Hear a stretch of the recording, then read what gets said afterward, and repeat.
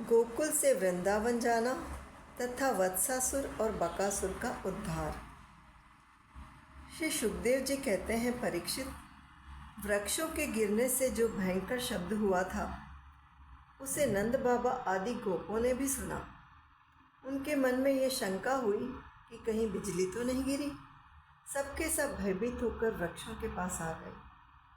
वहाँ पहुँचने पर उन लोगों ने देखा कि दोनों अर्जुन के वृक्ष गिरे हुए हैं।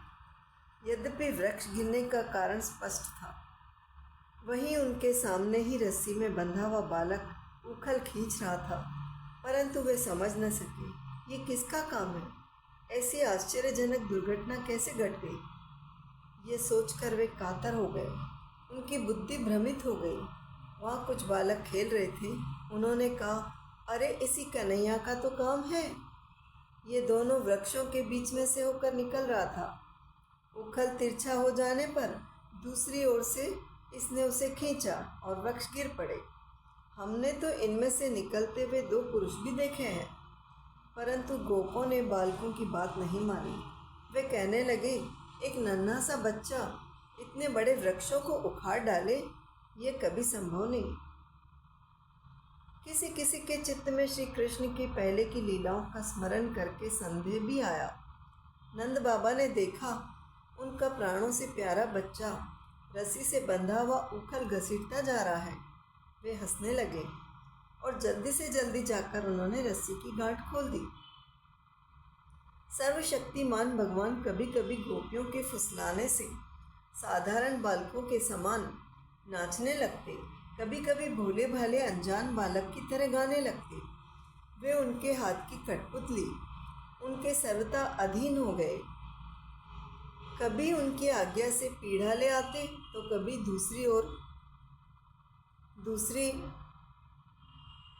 कभी उनकी आज्ञा से पीढ़ा ले आते तो कभी दुसेरी आदि तोलने के बटखरे उठा लाते। कभी खड़ाऊ ले आते तो कभी अपने प्रेमी भक्तों को आनंदित करने के लिए पहलवानों की भांति ताल ठोकने लगते। इस प्रकार सर्वशक्तिमान भगवान अपनी बाल लीलाओं से व्रजवासियों को आनंदित करते और संसार में जो लोग उनके रहस्य को जानने वाले हैं उनको ये दिखलाते कि मैं अपने सेवकों के वश में हूँ। एक दिन कोई फल बेचने वाली आकर पुकार उठी, फल लो फल। ये सुनते ही समस्त कर्म और उपासनाओं के फल देने वाले भगवान अच्युत फल खरीदने के लिए अपनी छोटी सी अंजलियों में अनाज लेकर दौड़ पड़े।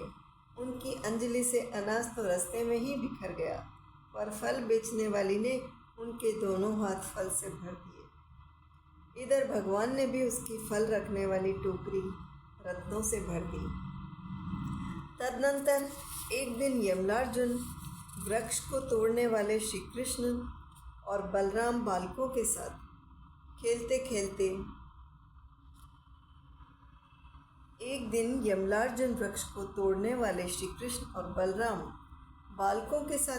खेलते यमुना तट पर चले गए और खेल में ही रम गए।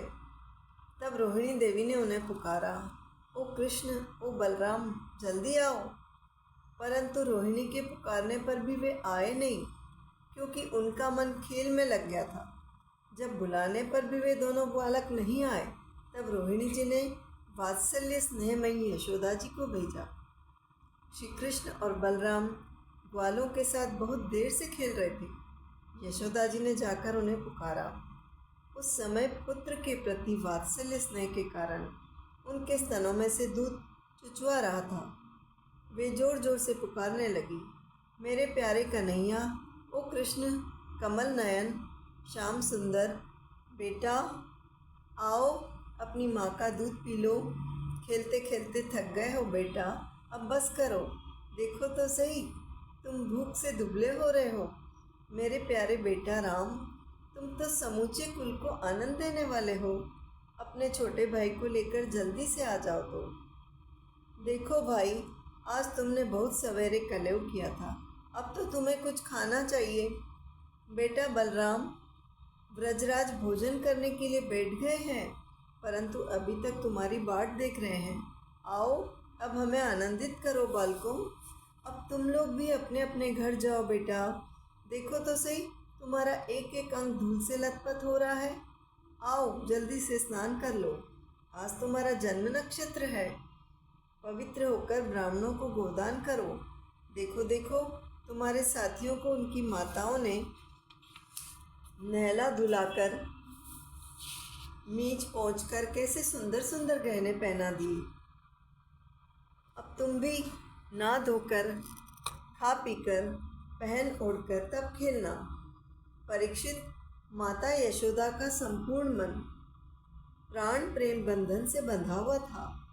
वे चराचर जगत के शिरोमणि भगवान को अपना पुत्र समझती और इस प्रकार कहकर एक हाथ से बलराम तथा दूसरे हाथ से श्री कृष्ण को पकड़कर अपने घर ले आई। इसके बाद उन्होंने पुत्र के मंगल के लिए जो कुछ करना था वह बड़े प्रेम से किया। जब नंद बाबा आदि बड़े बूढ़े गोपों ने देखा कि महावन में तो बड़े बड़े उत्पात होने लगे हैं, तब वे लोग इकट्ठे होकर अब ब्रजवासियों को क्या करना चाहिए इस विषय पर विचार करने लगे। उनमें से एक गोप का नाम था उपनंद।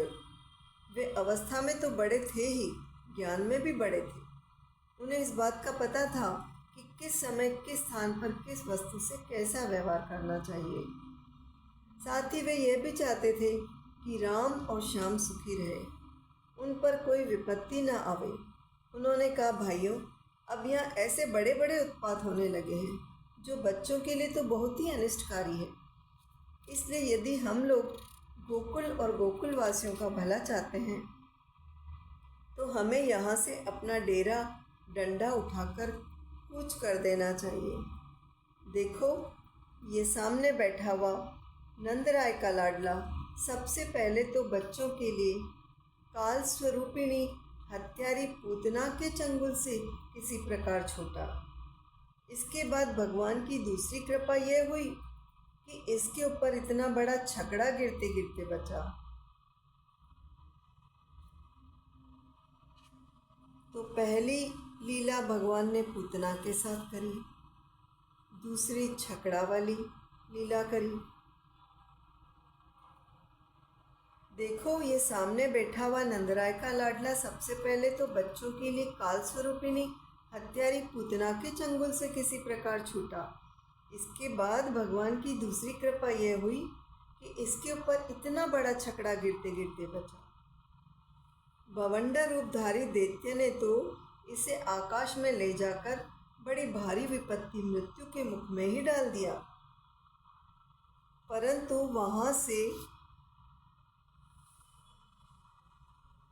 वहाँ से जब वह चट्टान पर गिरा तब भी हमारे कुल के देवेश्वरों ने ही इस बालक की रक्षा करी। यमलार्जुन वृक्षों के गिरने के समय उनके बीच में आकर भी यह या और कोई बालक न मरा। इससे भी यही समझना चाहिए कि भगवान ने हमारी रक्षा की। इसलिए जब तक कोई बहुत बड़ा अनिष्टकारी अरिष्ट हमें और हमारे व्रज को नष्ट न कर दे, तब तक ही हम लोग अपने बच्चों को लेकर अनुचरों के साथ यहाँ से अन्यत्र चले चलें। वृंदावन नाम का एक वन है। उसमें छोटे छोटे और भी बहुत से नए नए हरे भरे वन हैं। वृंदा तुलसी वन, वहाँ बड़ा ही पवित्र पर्वत, घास और हरी भरी लता वनस्पतियाँ हैं। हमारे पशुओं के लिए तो वह बहुत ही हितकारी है। गोप, गोपी और गायों के लिए वह केवल सुविधा का ही नहीं, सेवन करने योग्य स्थान है। सो यदि तुम सब लोगों को ये बात जचती हो तो आज ही हम लोग वहाँ के लिए कूच कर दें, यानी प्रस्थान कर दें। देर न करें, गाड़ी छकड़े जोतें और पहले गायों को, जो हमारी एकमात्र संपत्ति है, वहाँ भेज दें। उपनंद की बात सुनकर, ये उपनंद तो कृष्ण ही है, उपनंद की बात सुनकर सभी गोपों ने एक स्वर से कहा, बहुत ठीक, बहुत ठीक। इस विषय में किसी का भी मतभेद न था। सब लोगों ने अपनी झुंड की झुंड गायें इकट्ठी की और छकड़ों पर घर की सब सामग्री लादकर वृंदावन की यात्रा की। परीक्षित ग्वालों ने बूढ़ों, बच्चों, स्त्रियों और सब सामग्रियों को छकड़ों पर चढ़ा दिया और स्वयं उनके पीछे पीछे धनुष बाण लेकर बड़ी सावधानी से चलने लगे। उन्होंने गौ और बछड़ों को तो सबसे आगे कर लिया और उनके पीछे पीछे सिंगी और तुरई जोर जोर से बजाते हुए चले। उनके साथ ही साथ पुरोहित लोग भी चल रहे थे। गोपियाँ अपने अपने वक्षस्थल पर नई केसर लगाकर, सुंदर सुंदर वस्त्र पहनकर, गले में सोने के हार धारण किए हुए रथों पर सवार थी और बड़े आनंद से भगवान श्री कृष्ण की लीलाओं के गीत गाती जाती। क्या समय था! यशोदा रानी और रोहिणी जी भी वैसे ही सज धज कर अपने अपने प्यारे पुत्र श्री कृष्ण तथा बलराम के साथ एक छकड़े पर शोभायमान हो रही थी।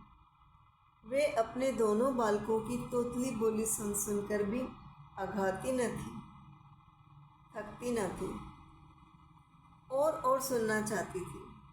वृंदावन बड़ा ही सुंदर वन है। चाहे कोई भी ऋतु हो, वहाँ सुख ही सुख है। उसमें प्रवेश करके ग्वालों ने अपने छकड़ों को अर्धचंद्राकार मंडल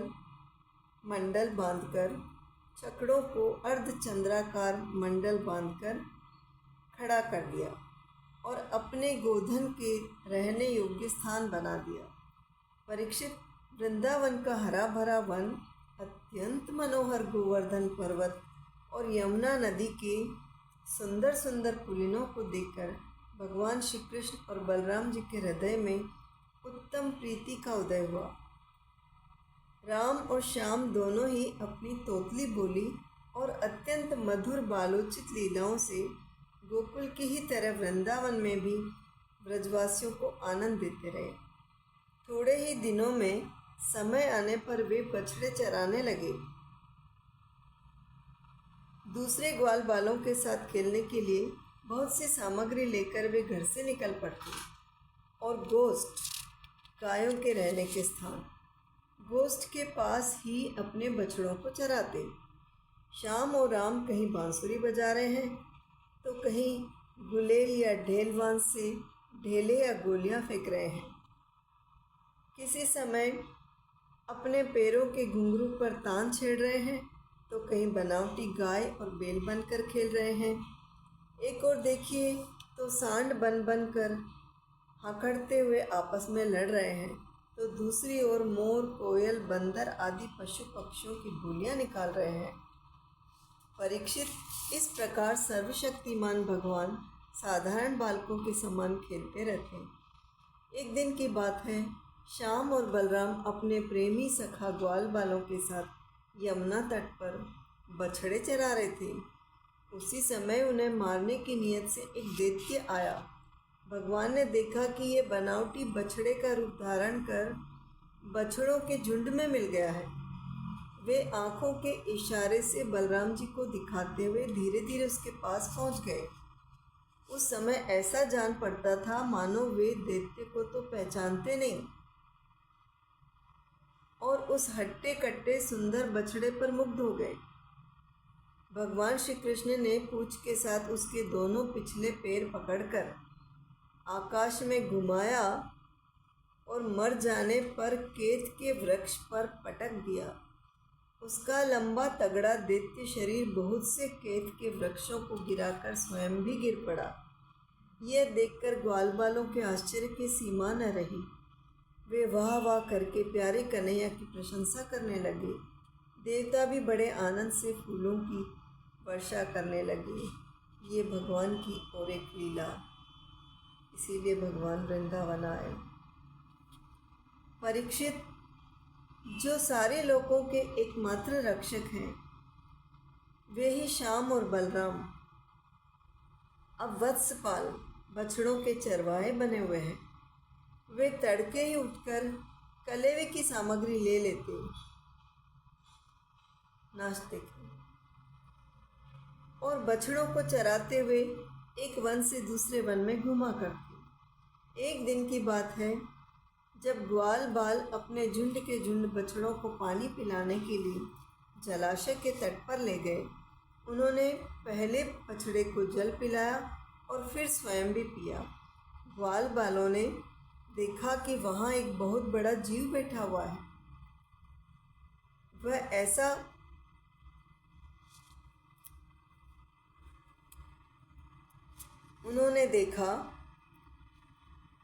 ग्वाल बालों ने देखा कि वहाँ एक बहुत बड़ा जीव बैठा हुआ है।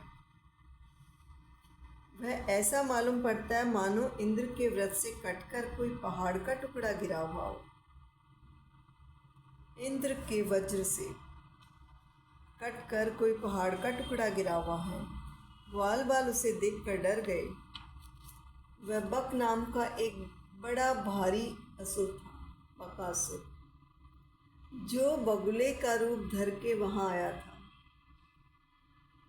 उसकी चोंच बड़ी तीखी थी और वह स्वयं बड़ा बलवान था। उसने झपट कर श्री कृष्ण को निगल लिया। जब बलराम आदि बालकों ने देखा कि वह बड़ा भारी बगुला श्री कृष्ण को निगल गया, तब उनकी वही गति हुई जो प्राण निकल जाने पर इंद्रियों की होती है। वे अचेत हो गए। परीक्षित, श्री कृष्ण लोक पितामह ब्रह्मा के भी पिता हैं। वे लीला से ही गोपाल बालक बने हुए हैं। जब वे बगुले के तालुके के नीचे पहुँचे, तब वे आग के समान उसका तालु जलाने लगे।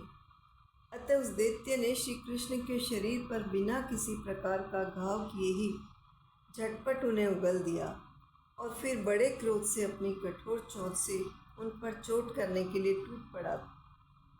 कंस का सखा बकासुर, कंस का सखा था। कंस का सखा बकासुर अभी भक्त वत्सल भगवान श्री कृष्ण पर झपट ही रहा था कि उन्होंने अपने दोनों हाथों से उसके दोनों ठोर पकड़ लिए और ग्वाल बालों के देखते देखते खेल ही खेल में उसे वैसे ही चीर डाला जैसे कोई वीरण गंडर जिसकी जड़ का खस होता है, ऐसे चीर डाला जैसे कोई वीरण को चीर डाले। इससे देवताओं को बड़ा आनंद हुआ। सभी देवता भगवान श्री कृष्ण पर नंदनवन के बेला, चमेली आदि के फूल बरसाने लगे तथा नगारे, शंख आदि बजाकर एवं स्तोत्रों के द्वारा उनको प्रसन्न करने लगे। ये सब देखकर सबके सब ग्वाल बाल आश्चर्यचकित हो गए। जब बलराम आदि बालकों ने देखा कि श्री कृष्ण बगुले के मुंह से निकलकर हमारे पास आ गए हैं, तब उन्हें ऐसा आनंद हुआ मानो प्राणों के संचार से इंद्रियां सचेत और आनंदित हो गई हो। सबने भगवान को अलग अलग गले लगाया। इसके बाद अपने अपने बछड़े हाँक कर सब ब्रज में आए और वहाँ उन्होंने घर के लोगों से सारी घटना कह सुनाई। परीक्षित, बकासुर के वध की घटना सुनकर सबके सब गोपी गोप आश्चर्यचकित हो गए। उन्हें ऐसा जान पड़ा जैसे कन्हैया साक्षात मृत्यु के मुख से ही लौटे हों। वे बड़ी उत्सुकता, प्रेम और आदर से श्री कृष्ण को निहारने लगे। हे कृष्ण, हे कृष्ण, हे कृष्ण। उनके नेत्रों की प्यास बढ़ती ही जाती थी। किसी प्रकार उन्हें तृप्ति न होती थी। वे आपस में कहने लगे, हाय हाय, ये कितने आश्चर्य की बात है। इस बालक को कई बार मृत्यु के मुंह में जाना पड़ा, परंतु जिन्होंने इसका अनिष्ट करना चाहा उन्हीं का अनिष्ट हुआ, क्योंकि उन्होंने पहले से दूसरों का अनिष्ट किया था। ये सब होने पर भी वे भयंकर असुर इसका कुछ भी नहीं बिगाड़ पाते। आते हैं इसे मार डालने की नियत से, किंतु आग पर गिरकर पतंगों की तरह उल्टे स्वयं स्वाहा हो जाते हैं। सच है, ब्रह्मवेत्ता महात्माओं के वचन कभी झूठे नहीं होते। देखो ना, महात्मा गर्गाचार्य जी ने जितनी बातें कही थी, सबकी सब 16 आने ठीक उतर रही है। नंद बाबा आदि गोपगण इसी प्रकार बड़े आनंद से अपने श्याम और राम की बातें किया करते। वे उनमें इतने तन्मय रहते कि उन्हें संसार के दुख संकटों का कुछ पता ही न चलता। इसी प्रकार श्याम और बलराम ग्वाल बालों के साथ कभी आँख मिचौनी खेलते तो कभी पुल बांधते, कभी बांदरों की भांति उछलते कूदते तो कभी और कोई विचित्र खेल करते। इस प्रकार के बालोचित खेलों से उन दोनों ने ब्रज में अपनी बाल्यावस्था व्यतीत की। हरे हरे कृष्ण कृष्ण कृष्ण हरे हरे, हरे राम राम राम हरे। ब्रज के नंद लाला, ब्रज के नंद लाला, राधा जी के सांवरिया, सब दुख दूर हुए जब तेरा नाम लिया। ब्रज के नंद लाला, राधा जी के सांवरिया, सब दुख दूर हुए जब तेरा नाम लिया, जब तेरा नाम लिया। हरे कृष्णा कृष्णा कृष्णा हरे हरे, हरे राम राम राम हरे हरे। ये 11वां अध्याय पूरा हुआ। कल हम लेकर आएंगे 12वां अध्याय, अघासुर का उद्धार। हरे कृष्णा।